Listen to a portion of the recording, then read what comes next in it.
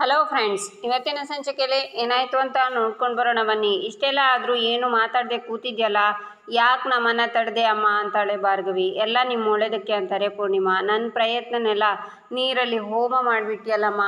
ನಮ್ಮಮ್ಮಂಗೆ ಇಂಥ ಕೆಟ್ಟ ಬುದ್ಧಿ ಇಲ್ಲ, ಯಾರೋ ಹೇಳ್ಕೊಟ್ಟಿದ್ದಾರೆ, ನನಗೆ ಗೊತ್ತಿಲ್ಲದೆ ಏನೋ ನಡೆದಿದೆ. ಅಮ್ಮ ನಿಜ ಹೇಳು, ನಿನ್ಗೆ ಹೀಗೆ ಮಾಡು ಅಂತ ಯಾರಾದರೂ ಹೇಳ್ಕೊಟ್ಟಿದ್ದಾರಾ? ಅಮ್ಮ ಮಾತಾಡಮ್ಮ ಅಂತಾಳೆ ಭಾರ್ಗವಿ. ಆಗ ಅವಳಿಗೆ ಕಾಲ್ ಬರುತ್ತೆ. ಈಚೆ JP ಕೋರ್ಟಿಂದ ಹೊರಗಡೆ ಬರ್ತಾರೆ. ಆಗ ಅರ್ಜುನ್ ಅವ್ರ ಮುಂದೆ ಬಂದು, ಡ್ಯಾಡ್ ಕಂಗ್ರ್ಯಾಚುಲೇಷನ್ಸ್, ಈ ಸಲನೂ ನೀವೇ ಗೆದ್ರಿ ಅಂತಾನೆ. ಅದು ಸರಿ, ನೀನೇ ನಿಲ್ಲಿ ಅಂತಾರೆ JP. ಏನಿಲ್ಲ ಡ್ಯಾಡ್, ನೀವು ತುಂಬ ಟೆನ್ಷನಲ್ಲಿ ಇದ್ರಿ ಅಂತ ಎಲ್ಲರೂ ಮಾತಾಡ್ತಿದ್ರು, ಅದಕ್ಕೆ ನೋಡ್ಕೊಂಡು ಹೋಗೋಣ ಅಂತ ಬಂದೆ. ಬರೋಷ್ಟರಲ್ಲಿ ಹಿಯರಿಂಗ್ ಮುಗ್ದೋಗಿದೆ ಅಂತಾನೆ ಅರ್ಜುನ್. ಪಂಕ್ಚುವಲ್ ಆಗಿ ಆನ್ ಟೈಮ್ ಬರೋದು ನಿನಗೆ ಗೊತ್ತೇ ಇಲ್ವಲ್ಲ ಅಂತಾರೆ JP. ಬೃಂದ ಭಾರ್ಗವಿ ಹತ್ರ ಫೋನಲ್ಲಿ, ಭಾರ್ಗವಿ LLB ಅವರ ಮಾತಾಡ್ತಿರೋದು. ಮಾತಿಗೂ ನಾನು ಲಾಯರು ಅಂತ ಹೇಳ್ಕೊಂಡು ಓಡಾಡ್ತಿದ್ಯಲ್ಲ, ಕೋರ್ಟಿಗೆ ಹೋಗದೆ ಏನು ಮಾಡ್ತಿದ್ಯಾ ಬಂಗಾರ ಅಂತಾಳೆ. ಬಾಯಿಗೆ ಬಂದಾಗ ಮಾತಾಡಬೇಡ ಬೃಂದಕ್ಕ, ನನ್ನ ಸ್ಥಿತಿ ನೋಡಿ ಚುಡಾಯಿಸ್ತಿದ್ಯಾ. ನಾನು ಇನ್ನೂ ಸತ್ತಿಲ್ಲ, ಈ ಕೇಸನ್ನು ಸೋತೂ ಇಲ್ಲ ಅಂತಾಳೆ ಭಾರ್ಗವಿ.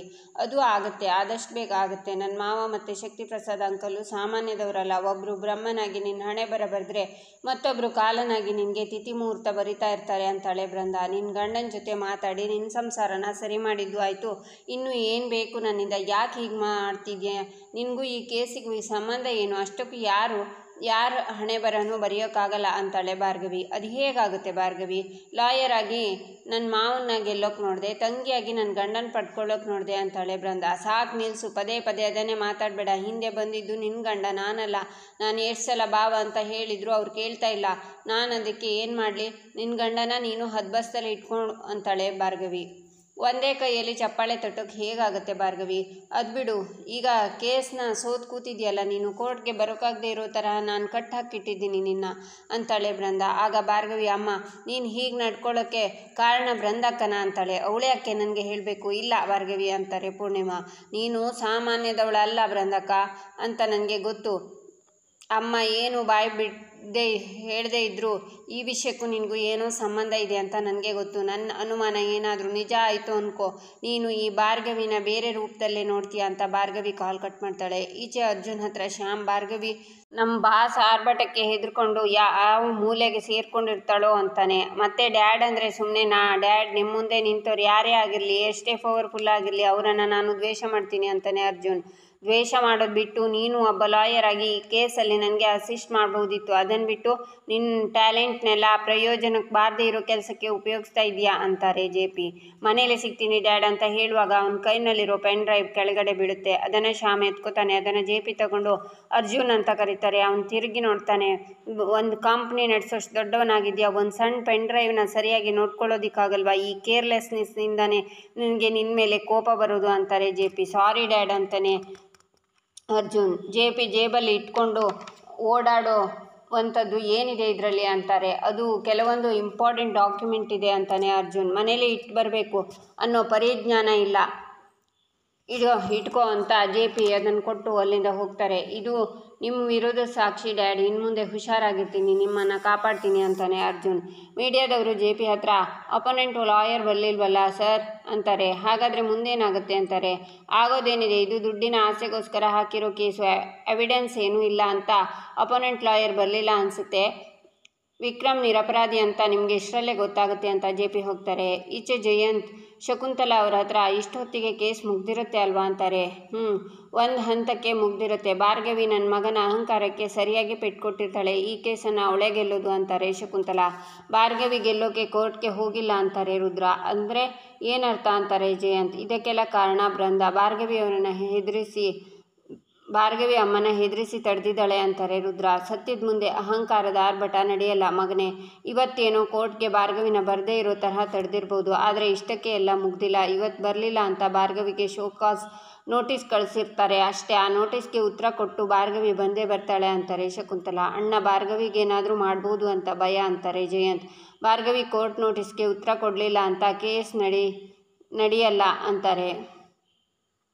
ಈಚೆ ಪೂರ್ಣಿಮಾ, ಭಾರ್ಗವಿ ನೀನು ನಿನ್ನ ಗಾಡಿ ತಗೊಂಡು ಮನೆಗೆ ಹೋಗು, ನಾನು ಸಂಧ್ಯಾ ಆಟೋದಲ್ಲಿ ಹೋಗ್ತೀವಿ ಅಂತಾರೆ. ಹಾಗೆ JP ಭಾರ್ಗವಿಗೆ ಕಾಲ್ ಮಾಡಿ, ಹಲೋ ಭಾರ್ಗವಿ LLB, ಏನಿವತ್ತು ಕೋರ್ಟಲ್ಲಿ ಕಾಣಿಸ್ಲೇ ಇಲ್ಲ. ಕೋರ್ಟಲ್ಲಿ ಮಾತಾಡೋಣ ಅಂತಿದ್ದೆ, ಯಾಕೆ ಹೆದರ್ಕೊಂಡು ಬಿಟ್ರಾ? ಹಾಕಿರೋ ಸವಾಲನ್ನು ಉಳಿಸ್ಕೋಬೇಕು ಭಾರ್ಗವಿ. LLB ಅಂತಾರೆ JP. ನನಗೂ ತುಂಬಾ ಬೇಜಾರಾಯಿತು ಸರ್. ಹಾಗಂತ ಇದನ್ನೇ ನೆನೆಸ್ಕೊಂಡು ದುಃಖ ಪಟ್ಕೊಂಡು ಕೂತ್ಕೊಳ್ಳೋಳಲ್ಲ ಸರ್ ನಾನು. ನಿಮ್ಮ ಜೊತೆ ವಾದ ಮಾಡೋದು, ಆ ವಿಕ್ಕಿನ ಜೈಲಿಗೆ ಹಾಕ್ಸೋದು 2 ಬಾಕಿ ಇದೆ. ಆದಷ್ಟು ಬೇಗ ಕೋರ್ಟಲ್ಲಿ ಸಿಗ್ತೀನಿ ಅಂತಾಳೆ ಭಾರ್ಗವಿ. ಇಷ್ಟಾದರೂ ನಿನಗೆ ಬುದ್ಧಿ ಬರಲಿಲ್ಲ. ಒಂದು ಸಲ ಸಿಂಹಾಸನಕ್ಕೆ ಏರೋಕೆ ನೋಡಬೇಡ ಅಂತಾರೆ JP. ಒಂದೇ ಸಲ ಕೋರ್ಟ್ಗೆ ಬರಲಿಲ್ಲ ಅಂತ ಹೀಗಬೇಡಿ, ಕೇಸು ಇನ್ನೂ ಮುಗ್ದಿಲ್ಲ ಸರ್. ದೀಪ ಆರುವಾಗ ಜೋರಾಗಿ ಉರಿಯೋ ಹಾಗೆ ನಿಮಗೆ ಒಂದು ಚಾನ್ಸ್ ಸಿಕ್ಕಿದೆ ಅಂತಾಳೆ ಭಾರ್ಗವಿ. ನನ್ನಲ್ಲಿ ಉರಿತಿರೋದು ಜ್ವಾಲಾಮುಖಿ, ಸುಟ್ಟು ಬೂದಿಯಾಗಿ ಬಿಡ್ತೀಯಾ? ನನ್ನನ್ನು ನಡೆದಾಡೋ ಕೋರ್ಟು ಅಂತ ಸುಮ್ಮನೆ ಕರೆಯಲ್ಲ. ಎಷ್ಟೋ ಜನ ಲಾಯರ್ಗಳು ನನ್ನ ಹತ್ರ ಕಾನೂನು ಸಲಹೆ ಕೇಳ್ತಾರೆ, ನನ್ನ ಮುಂದೆ ಮಾತಾಡೋಕ್ಕೆ ಹೆದರ್ತಾರೆ. ಅಂಥದ್ರಲ್ಲಿ ಈ JPಗೆ ಸವಾಲು ಹಾಕ್ತೀಯಾ? ಪರಿಣಾಮ ಏನಾಗುತ್ತೆ ಗೊತ್ತಾಯ್ತಾ? ಈ JP ಎದುರು ನಿಂತು ವಾದ ಮಾಡ್ತೀನಿ ಅನ್ನೋದೇ ಒಂದು ಕನಸು, ಗೆಲ್ತೀನಿ ಅನ್ನೋದು ಭ್ರಮೆ ಅಷ್ಟೇ. ಇನ್ನು ಮುಂದೆ ನಿನ್ನ ಯೋಗ್ಯತೆಗೆ ತಕ್ಕ ಹಾಗೆ ಕೋರ್ಟ್ನ ಹೊರಗಡೆ ಅಗ್ರಿಮೆಂಟ್ ಪೇಪರ್ಸ್, ಡಾಕ್ಯುಮೆಂಟ್ ಕರೆಕ್ಷನ್ ಇಂಥ ಪೇಪರ್ ವರ್ಕ್ ಮಾಡಿಕೊಂಡು ಆರಾಮಾಗಿ ಕೂತಿರು. ಅದು ಬಿಟ್ಟು ನನ್ನ ಲೆವೆಲ್ಗೆ ಬರ್ತೀನಿ ಅಂದ್ಕೊಂಡ್ರೆ ಕೋರ್ಟ್ ಕಡೆ ಸುಳಿಯೋಕ್ಕೂ ಆಗಲ್ಲ ಅಂತಾರೆ JP. ನಿಮಗೆ ನಾನಂದರೆ ಭಯ ಸರ್. ಎಲ್ಲಿ ನಿಮ್ಮ ಪಟ್ಟ ಹೋಗುತ್ತೋ ಅಂತ ಚೆನ್ನಾಗಿ ಶಕುನಿ ತರಹ ಕುತಂತ್ರ ಮಾಡ್ತಾ ಇದ್ದೀರಾ. ನಾನು ಕೋರ್ಟ್ಗೆ ಬಂದರೆ ಗೆಲ್ತೀನಿ ಅಂತ ನಿಮಗೆ ಗೊತ್ತು ಸರ್. ಅದಕ್ಕೆ ನಾನು ಕೋರ್ಟ್ ಬರದೇ ಇರೋ ತರಹ ತಡೀತಿದ್ದೀರಾ.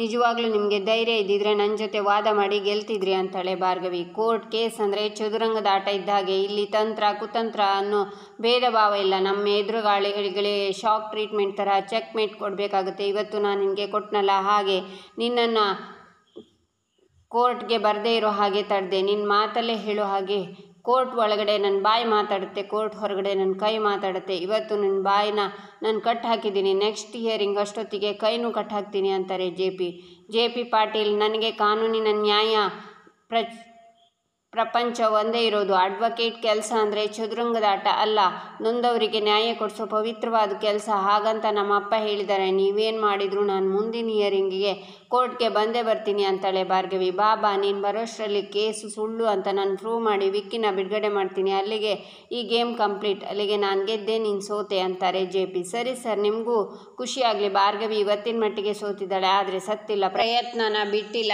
ಸುಳ್ಳನ್ನು ಸತ್ಯ ಅಂತ ಸಾಧಿಸಿಕೊಟ್ಟಿರೋ ನೀವೇ ಇಷ್ಟು ಕಾನ್ಫಿಡೆಂಟ್ ಆಗಿರುವಾಗ ಸತ್ಯದ ಜೊತೆ ನಡೀತಿರೋಳು. ನನಗೆ ಯಾವ ಭಯನೂ ಇಲ್ಲ, ನಿಮ್ಮ ಭಯನೂ ಇಲ್ಲವೇ ಇಲ್ಲ ಅಂತಾಳೆ ಭಾರ್ಗವಿ. ಇಲ್ಲಿಗೆ ಈ ಸಂಚಿಕೆ ಮುಕ್ತಾಯವಾಗುತ್ತೆ. ಮುಂದಿನ ಸಂಚಿಕೆಗಾಗಿ ನಮ್ಮ ಚಾನಲನ್ನು ನೋಡಿ, ಸಬ್ಸ್ಕ್ರೈಬ್ ಮಾಡಿ, ಲೈಕ್ ಮಾಡಿ, ಶೇರ್ ಮಾಡೋದನ್ನು ಮರಿಬೇಡಿ.